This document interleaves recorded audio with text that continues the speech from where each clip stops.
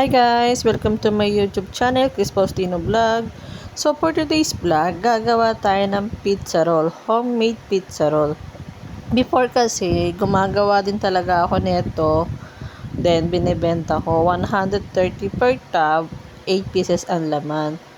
So dahil sa naisip akong gumawa ulit ng pizza roll, hindi para ibenta, kundi gawing merienda. So ayan, ginagawa ko sa tasty is parang ninipisan ko siya hanggang sa manipis na manipis na bulol pa.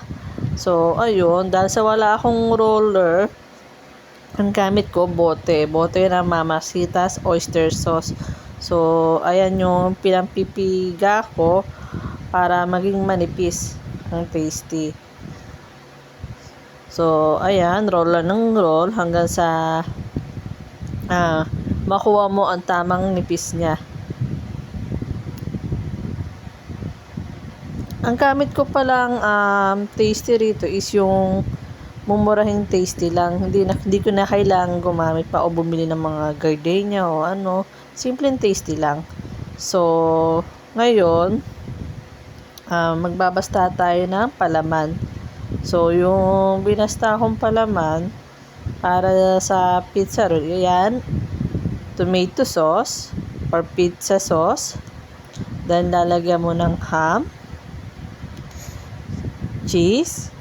Yung cheese na gamit ko, sliced cheese lang to. Then, bell pepper and white onion. Sa onion kasi, mas maganda kasi yung white onion na gagamitin mo. Pero, sa akin, mas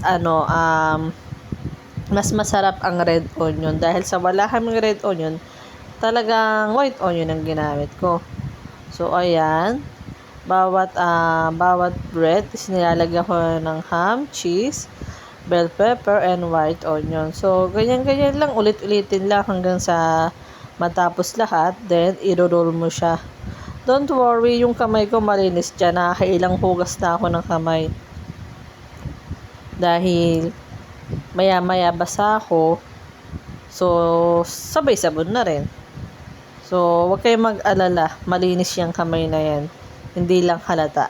So, ngayon, ulit-ulitin lang yan kasi matapos lahat ng ginagawa mo.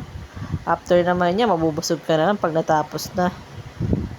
So, ayan. Roll na lang roll.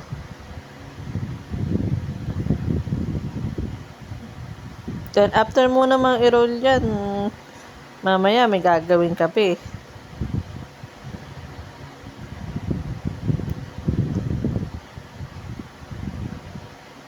So, ngayon, dahil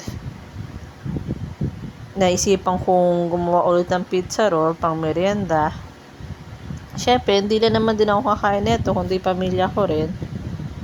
Ang nagawa kong pizza roll is nasa 42 pieces. Kasi ang gamit kong tasty is dalawang balot na tasty na malaki. Kaya 42 pieces lahat. Inubos ko lahat. Tsaka yung ham, talagang hinati ko sa 42 para sakto lang.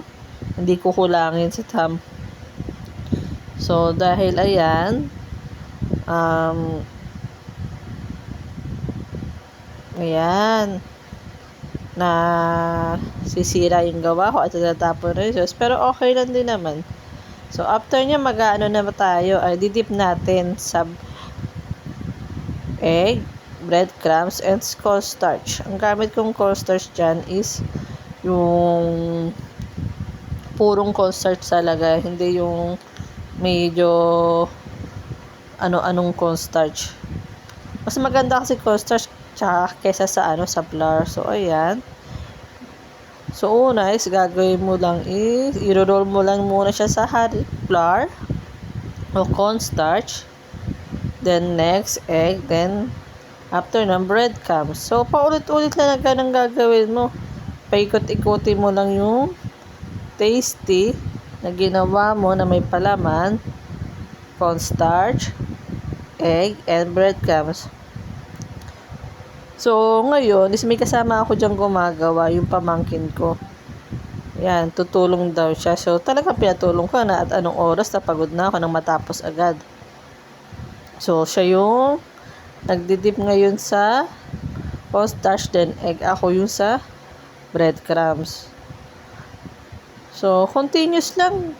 Continuous lang yung ganun ang gagawin mo hanggang sa matapos lahat at ma-coat mo lahat. Make sure na after mo ilagay sa cornstarch, siguraduhin mo pag nilagay mo sa egg is talagang mababalot mo lahat.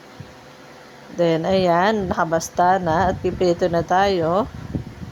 So, piniprito ko. So, 5-5 lang muna ipiprito ko para tamang-tama na sa kawali. Ang pagprito niyan is tamang, gusto ko kasi yung para medyo golden brown ang pagkakuluto. Ayoko yung medyo maputi-puti pa. Siyempre, iba pa rin yung kulay kasi kapag golden brown talaga. Yung tapang ganyang kulay lang. Pero yung maputi-puti, ayoko nun. So, ganyan lang. Pagka gawa mo ng sauce, pagkalagay mo sa mga cornstarch, egg, and breadcrumbs, then ayun, tapos na. Prito mo na. Kapag na golden brown na is tapos na. So, ayan. Pamangkin ko ulit na nagpiprito yan kasi ako is may ginagawa. May another niluluto ko. Ang niluluto ko naman sa habili is pasta. Carbonara pasta. So, ayan, okay na. At prito lang ng prito. So, salamat sa panonood at mag-enjoy kayo. Sana gumawa rin kayo ng ganito. Bye!